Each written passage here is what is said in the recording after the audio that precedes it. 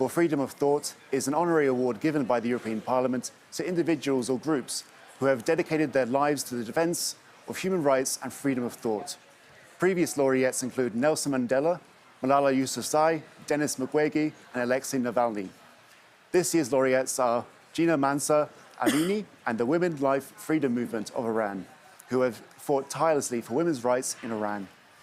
Representing them today and joining me for discussion are Afsoon Najafi and Mersedeh Shahinkar. Thank you for joining us today.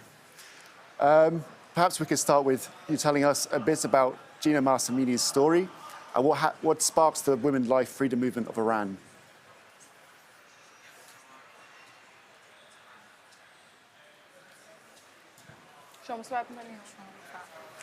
سلام، ممنونم که امروز به من این موقعیت رو دادین که در رابطه با جنبشمون صحبت بکنم.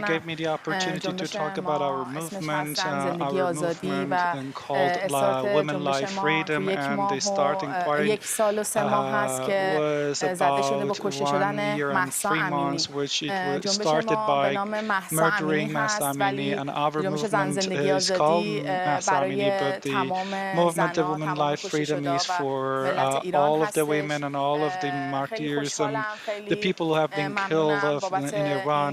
I'm very glad and thanks for giving and awarding this big award, the Sakharov Prize.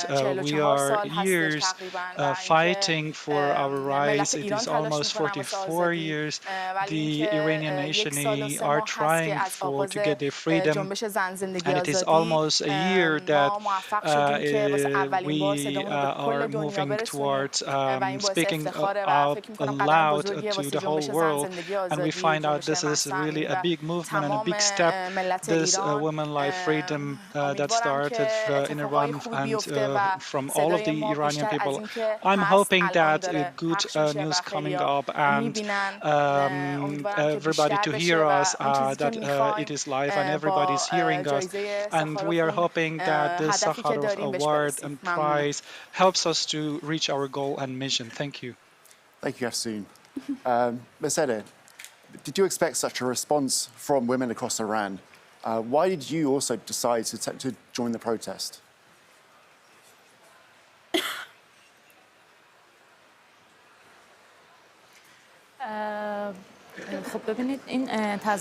Well, this demonstration that people were all supporting in the streets, it was not for just 1 year. We were always against the current situation in this country, and especially for the women's right, that it was always under suppression and discrimination. And for that forcefully and obligatory cover and hijab, the Islamic Republic always tried with this cover and hijab to control over everyone, all of the women, and they were monitoring everybody, and they tried to weaken the women. And with the murdering of Mahsa Amini, this was a stepping stone for us to go into the streets, to be next to each other, and for the tiny, smallest minor human right that we want to have it. And next to us were also demand that they were supporting us, and they tried to be with us. Aside from that, hijab was a symbol for us, and it showed us that all of us are disagreeing with the Islamic Republic, and we are against that. So we not only in the streets try to be next to each other, we also gave our words against the Islamic Republic, that we are requesting that Islamic Republic to go away. And we and all of the people try to show their disagreement and their issues at any step, because the government, they radically violated all of the rules and they killed many people. Many have been damaged like me, many are in prison, many have been tortured, and unfortunately my people, they don't want really to go back to the former years, and they never ever wants to go back to what have been before, because many people have been killed, many young people, many young generations from the whole country. And it was not just special for one city. Everybody was next to each other, everybody was there, and all of them, they had the same goal and mission, and still we are demonstrating. We are, of course, the demonstrations and the opposition and the words are different, like mostly it is social type of disagreement, and outside we are trying to speak loud and to have a role in this movement. I see. It sounds really terrible, the conditions you're in and the adversity you've been facing. You mentioned the hijab ban, but could you tell us a bit more about what it's like to live as a woman in Iran? What are the challenges that women face there?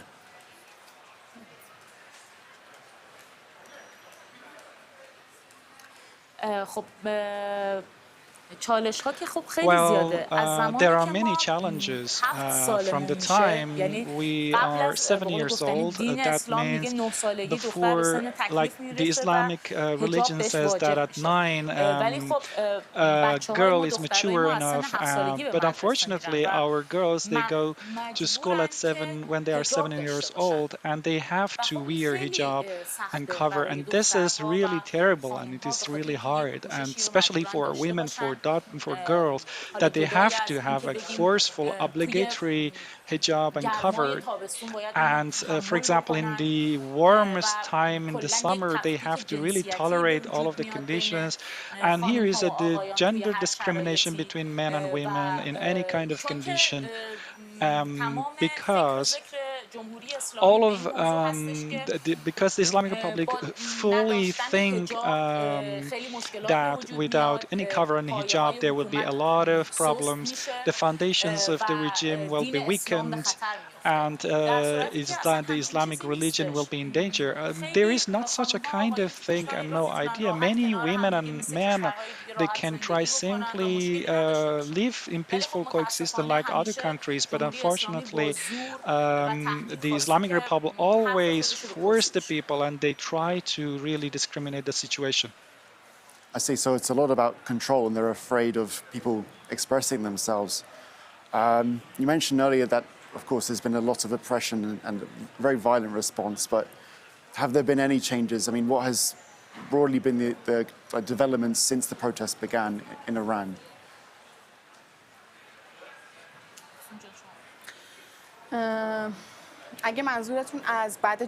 If you are thinking after the movement of women like freedom, there is no development. The problems are now more than before, and especially after the Sakharov Prize, it will be even more than before, because the Islamic Republic, from the time that they tried to make a cage for us, and they tried to do the censorship and to censor us, and they tried to really make us silent and nobody speaks loud. So they are trying that nobody to be in disagreement with that, and they are trying that we follow all of the rules and regulations and articles, and it is just for themselves, it is just for what they think and the path that they think is the best for them. So it is super difficult for the Iranian nations and for the people of Iran, and we never ever accept that, and we never ever will agree to that. And the Islamic Republic, they want that each individual, all of the Iranian people, to be under their control. That means that to have them monitoring and controlling in the way that they would like, to have relationship in the way that they like, to speak in the way they would like, in the way hijab they prefer. So we cannot even select our own religions. We cannot speak about politics. Everything is illegal. We cannot have optional cover, and everything is just illegal. And these are the smallest things against the human crisis that is happening in Iran, and we do not know, we are not informed about all the tales outside. So basically this regime is bringing us to really destroy the whole country, the whole nation, and they have such a, we don't know really what kind of program and plan do they have for us, but they just want to wipe us, our culture, and they want really to destroy the whole Iranian nation, and we are for a long time trying hard. The Iranian people, they are in a stage that they think that they have nothing anymore to lose, and they are surely standing that to get their rights, to get rid of discrimination, and they want to speak like European and Western countries, to have a normal daily life, something that is sound like very usual and normal for us. For us, it's just a wish. It's just like a hope, and we are just trying for such a simple goals that it is all of our days, weeks, months, and years. We just want to get our basic human rights that I'm thinking from the prize afterwards, it would be necessary that the other countries really focus on us and help us. Absolutely. I think it's everyone's right to live the way they want to live. And I think that's why your story has struck a chord around the world. But given what's happened and getting the award this week, what kind of support do you need? I mean, what kind of support are you looking for, whether it's in Iran, but also around the world?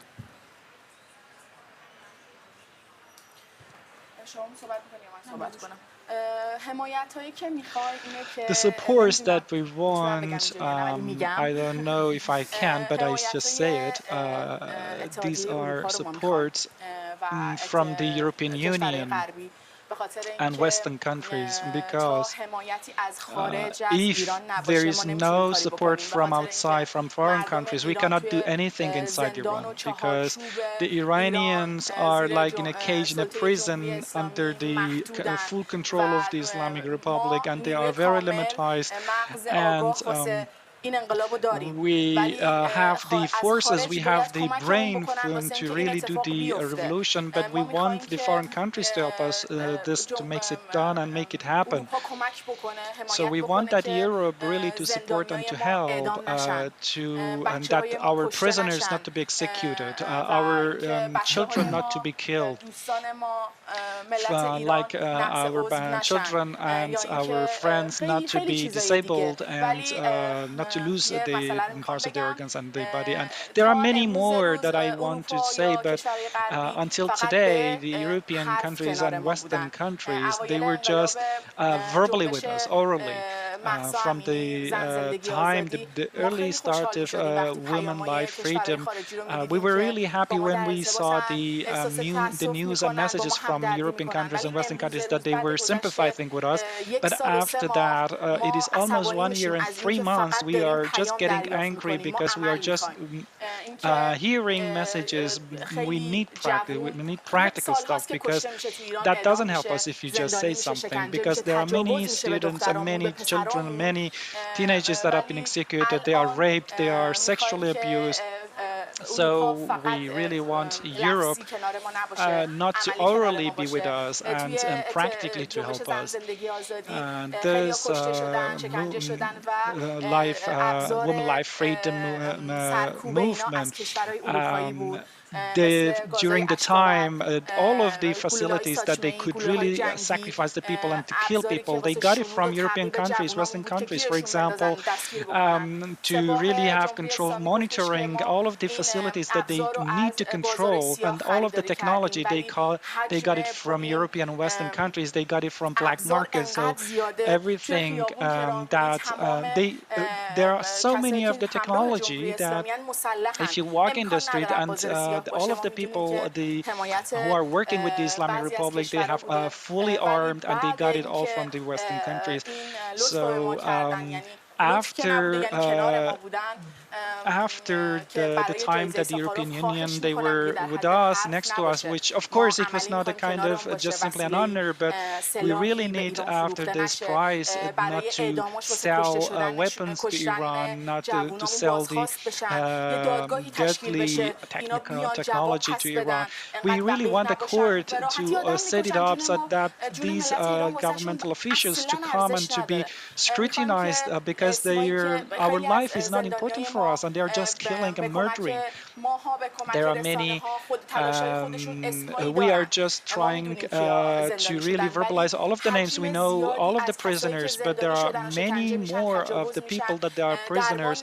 They have been and they are under torturing.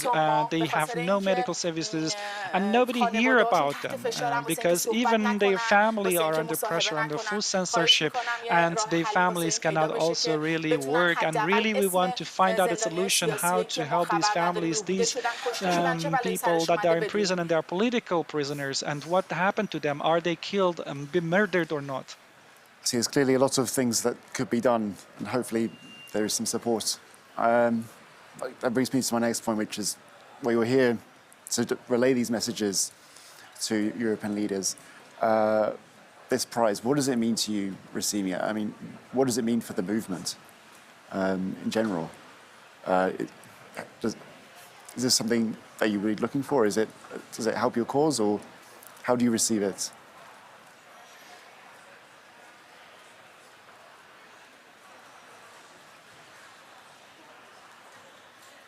At least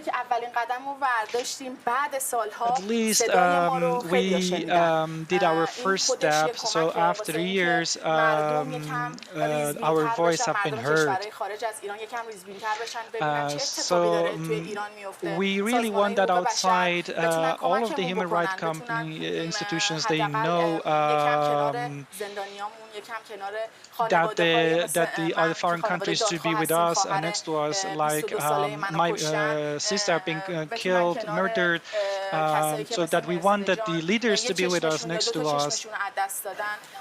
Or Mersedeh who have lost one or two eyes, so we support them and be beside them. So at least we take a step forward in the way that we are expecting their support from, because at the moment in current conditions that we have talking to you, we are experiencing such atrocities. I understand. And finally, what is the key message of your movement to people in Iran and around the world? I mean, what do you want them to take away today?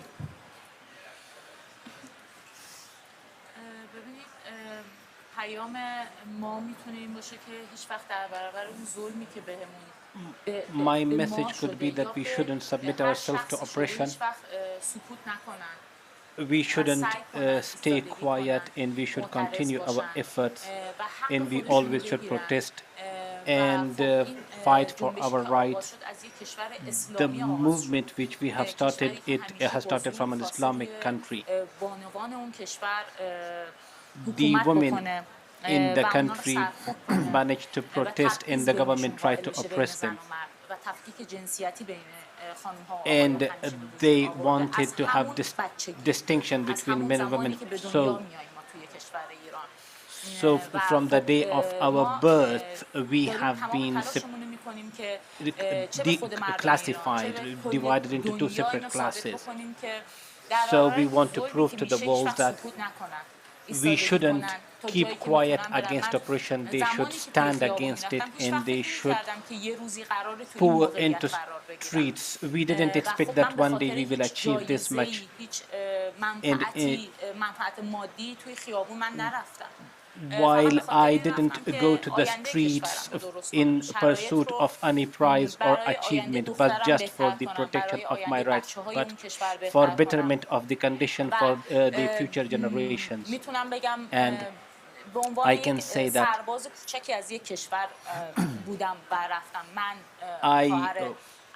I performed as a youngster, as a young soldier in the defense for our rights along my sisters with empty hands against those oppressors who were equipped. But we weren't feared.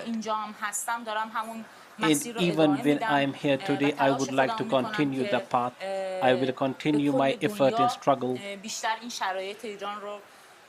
And with these efforts, I would like to share the situation of Iranian people and express it to the world. Well, cannot summarize the atrocities in the killings that is taking place in Iran in 10 minutes of interviews. There are many families that have been suffering there. There are families that have been mourning. And for example, there are people that are mourning for my losses and for others' losses. And I hope that all these gatherings in these sessions in this prize will become fruitful in the form of achievement, and it shouldn't limit to words only and enable us to take at least the step that we have taken to pursue this process and take further more steps in this way. Thank you, Mersedeh. Afsoon, is there anything you'd like to add to that message?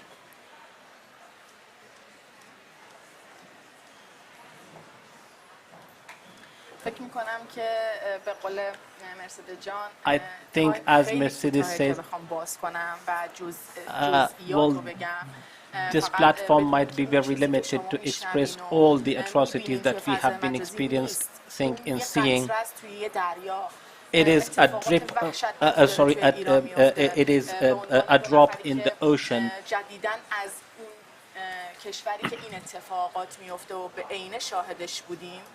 We have experienced and witnessed such atrocities in a country. The problems that we have experienced are much greater to what we have shared with you here. And at least Iranians have some hope because they have been struggling for the past 15 months. They have been struggling and investing their energies just to raise their voices and to share their voices, but at least the first step has been taken. And thanks to God that now we are witnessing that at least their voice is being heard, even though if it is a very preliminary stage, but it has started.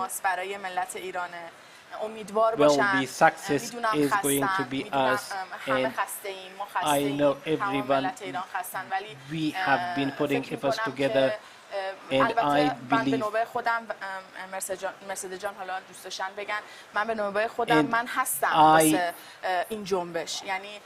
I would like to say that I am going to be part of this movement.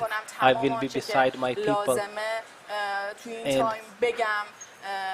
I will share and raise the voice of my people, and I'll become their voice to the best of my efforts and abilities.